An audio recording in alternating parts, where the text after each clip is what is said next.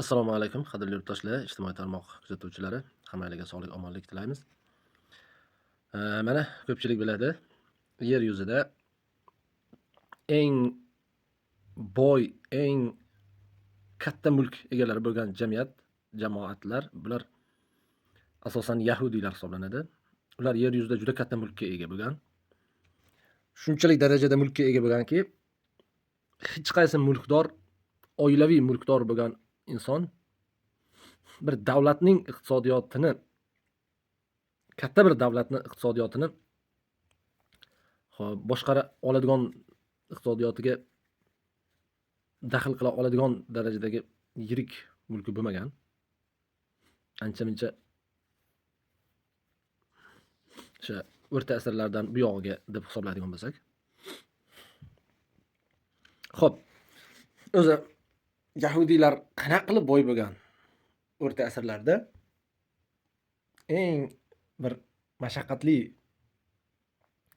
eng bir qiyin davrlardan qanaqa qilib boylik darajasiga chiqa olgan?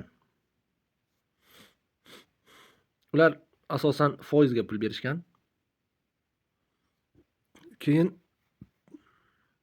ular asosan uzoq muddatni ko'zlab ish tutgan. Bizda tez, oson va ko'p daromadga ega bo'lishni ko'zlaydi ko'pchilik. Tez natija bersa-yu tez. Ular unaqa qilmagan. Shoshilmasdan uzoq muddatni ko'zlab, asta-sekinlik bilan harakat qilgan. Hovliqmagan. $1000 pulli, $1000 pul qandaydir bir biznes, qandaydir bir kapital orqali har yili 20% foyda keltirsa va ana shu 20% foydani ham boshlang'ich kapitalga qo'shib yana оборот qilinsa, ikkinchi yili ham yana qo'shilgan foydani yana qo'shib оборот qilinsa, biznes qilinsa, bir kapital qilinsa, xo'p, xuddi shu narsani 42 yil davom ettirsa, 42 yil